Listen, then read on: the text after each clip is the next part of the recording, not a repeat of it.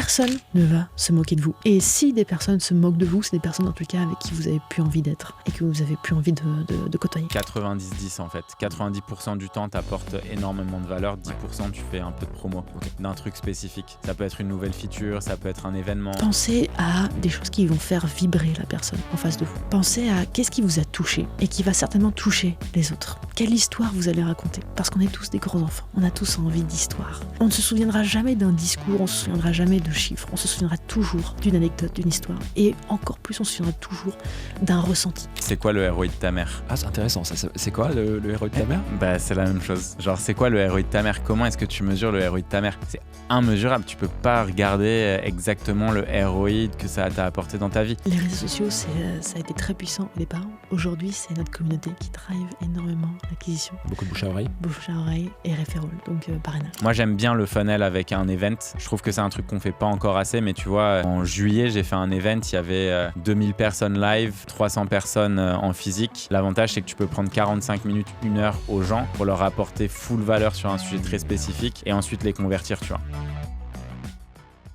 J'aimerais bien qu'on parle un peu, si ça te va, de la partie que t'aimes bien.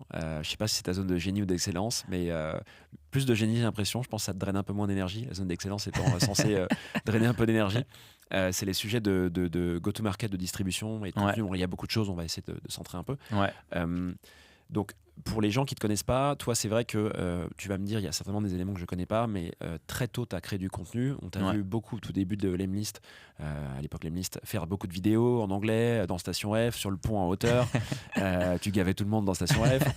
C'est vrai. Tu as écrit beaucoup. On a vécu les péripéties de tu te fais sortir de LinkedIn. D'ailleurs, j'ai vu que tu étais revenu et tu m'as éclaté x2 en nombre de followers. Avec moi, ça fait 5 ans que j'y suis. C'est hilarant. Tu as fait du podcast. On t'a vu sur YouTube, je l'ai dit.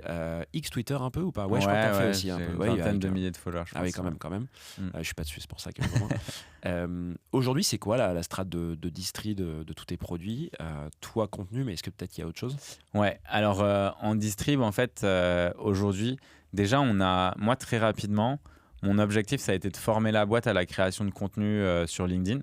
Donc, on a au moins 8-10 profils qui créent du content. Et ce qui permet en fait de driver déjà beaucoup de trafic de façon gratuite. Ça, c'est premier point, donc driver de l'awareness, qui écrivent du contenu. Et l'objectif, en fait, c'est globalement d'écrire du contenu sur comment on fait pour faire grossir une boîte. Donc, soit on partage des expériences que nous, on a faites avec les résultats qu'on a de façon très spécifique. Ça crée de la confiance, mais aussi ça apporte de la valeur parce que les gens ils se disent « Ah ben, je pourrais potentiellement faire la même chose ». Soit c'est des sujets parfois, tu vois, qui peuvent être un peu plus top of funnel que moi je peux faire sur la vie d'un CEO, les choix difficiles, un peu inspirants parfois ou très actionnables, tu vois. Donc ça, c'est premier canal, je dirais, LinkedIn. Donc on parle pas des produits en direct, là on parle plutôt de ce qui se passe autour dans l'écosystème dans lequel vous êtes inséré. 90-10 en fait. 90% du temps t'apporte énormément de valeur, 10% tu fais un peu de promo d'un truc spécifique. Ça peut être une nouvelle feature, ça peut être un événement, ça peut être plein de choses. Moi j'aime bien le funnel avec un event.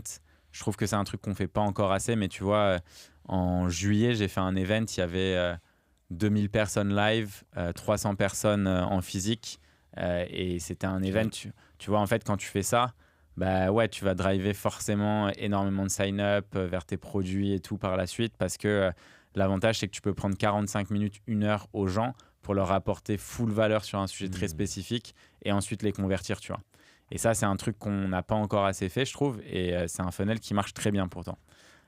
Ensuite, on a, tu vois, dans la partie, je dirais, c'est classique, hein, mais c'est le bouche à oreille, quoi. On sort énormément de nouvelles choses qu'on pousse à nos clients via des newsletters, etc. Ça rapporte du trafic.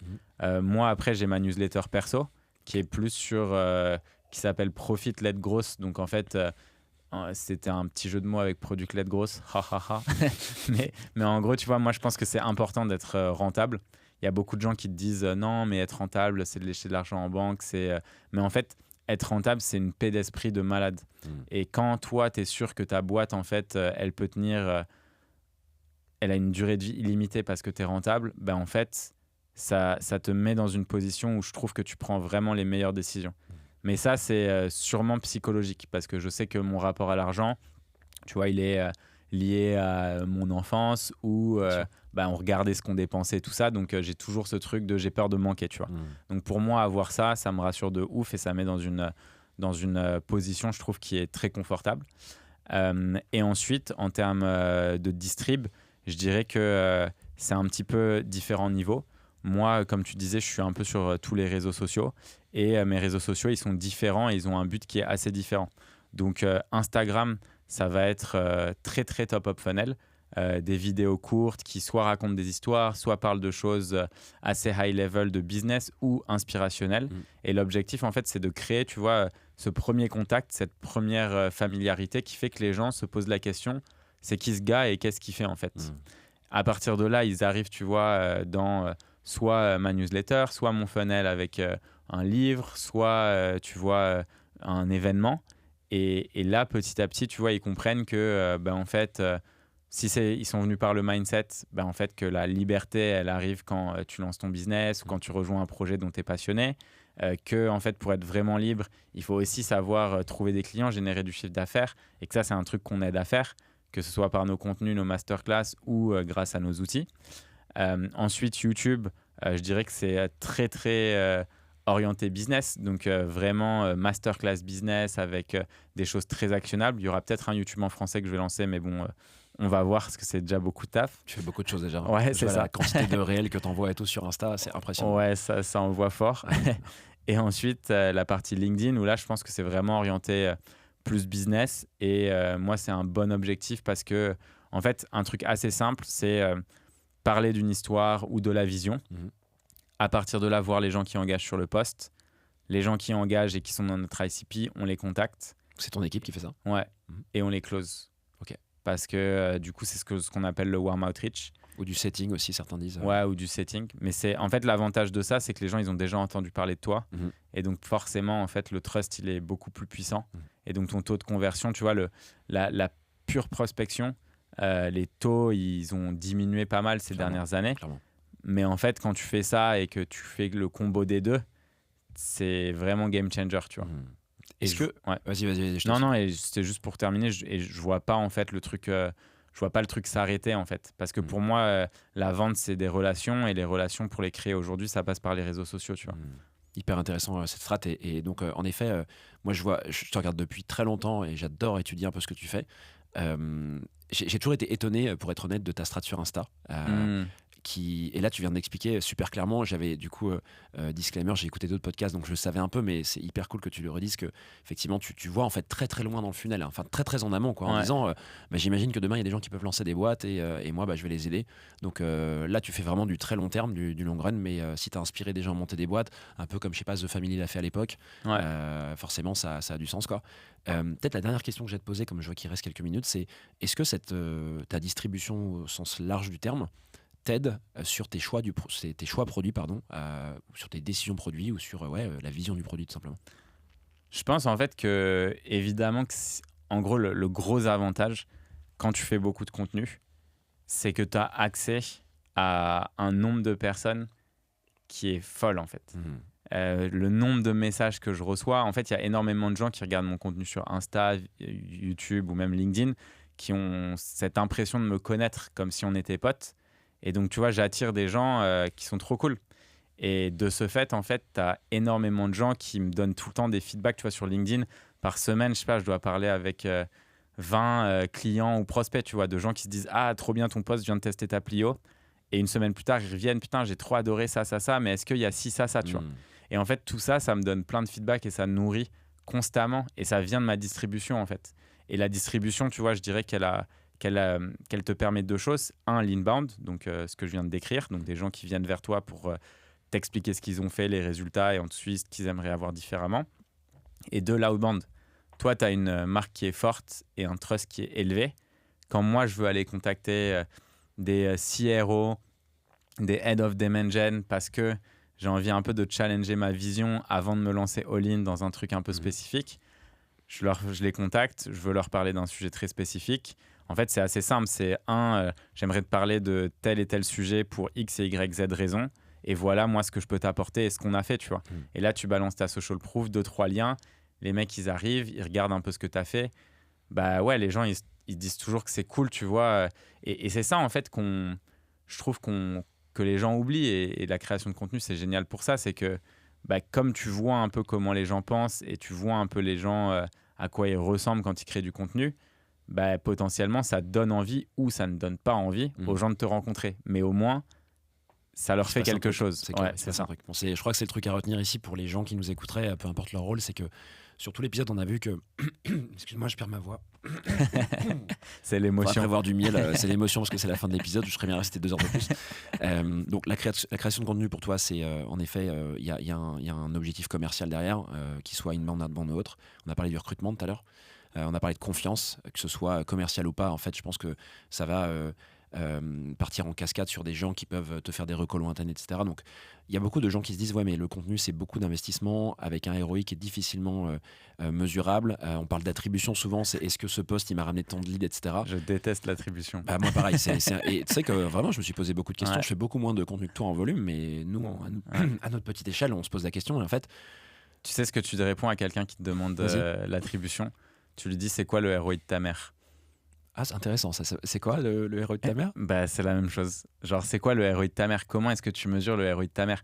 En fait, tu vois, ma mère, elle m'a élevé, elle m'a donné de la confiance, c'est immesurable, tu vois. Tu peux pas regarder exactement le ROI que ça t'a apporté dans ta vie. Tu sais que ça t'a aidé, mais à quel point, t'en sais rien. Et en fait, tu disais le contenu, il y a ce but commercial et tout, mais en vérité, la première raison pour laquelle je fais du contenu, moi, c'est pour l'apprentissage. Parce que en fait, je sais que si tu veux maîtriser un sujet, il faut l'enseigner. La meilleure façon d'enseigner du sujet dans l'ère du digital, c'est de créer du contenu. Donc, tu prends un sujet qui t'intéresse, tu le documentes et ça te permet de faire un peu ta psychanalyse en mode qu'est-ce que j'ai bien fait, qu'est-ce que j'ai pas bien fait, etc.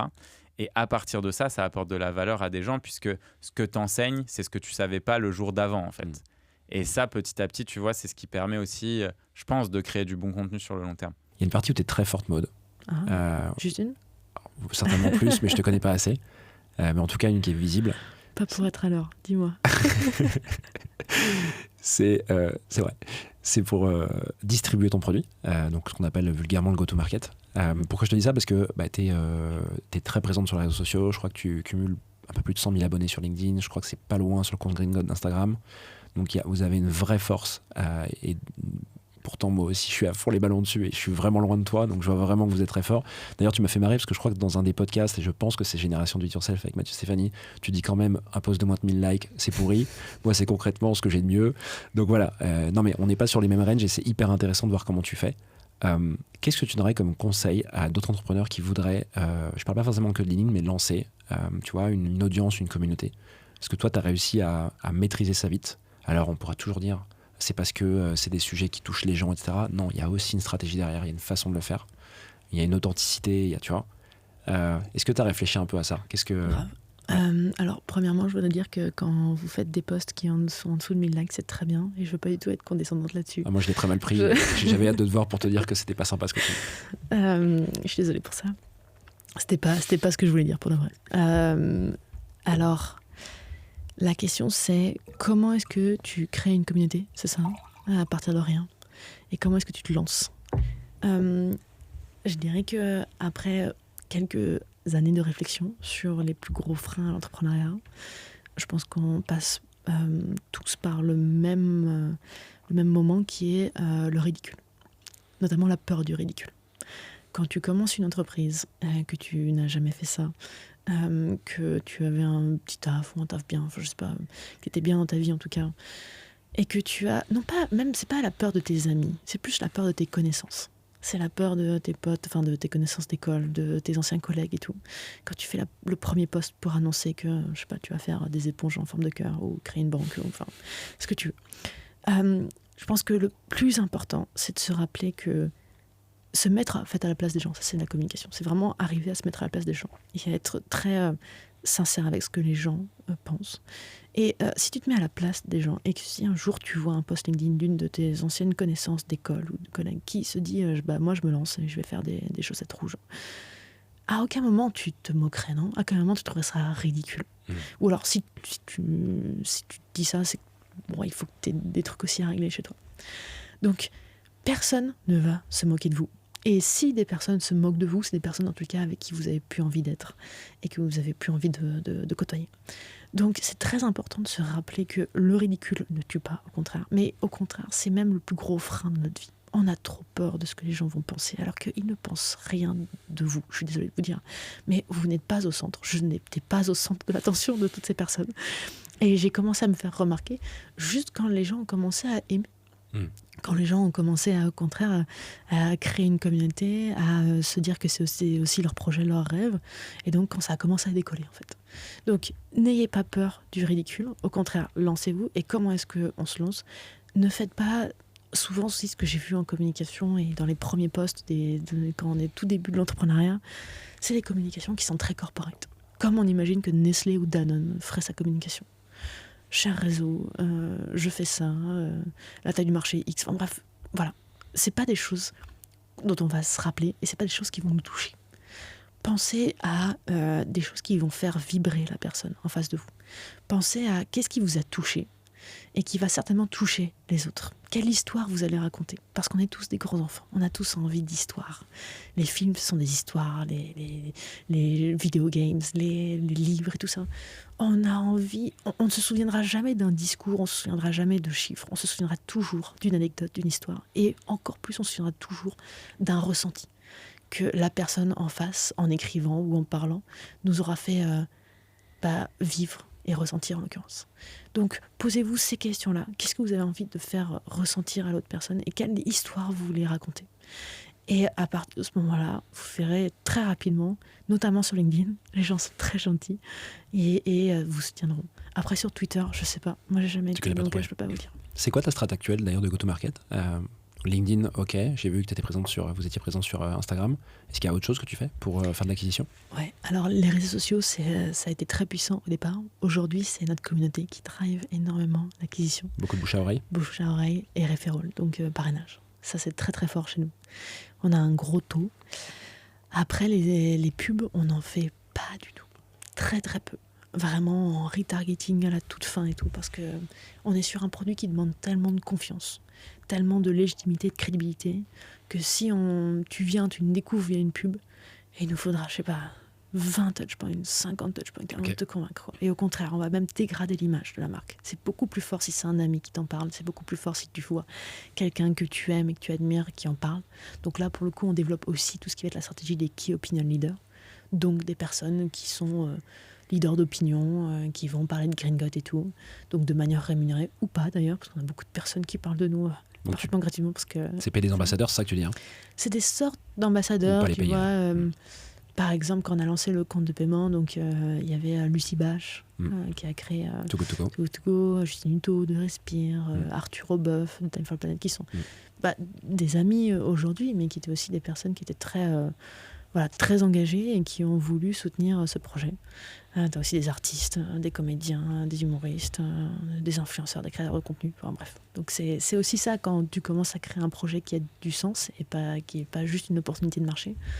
T'as beaucoup de personnes qui viennent vers toi parce qu'elles ont envie aussi de donner du sens à leurs actions.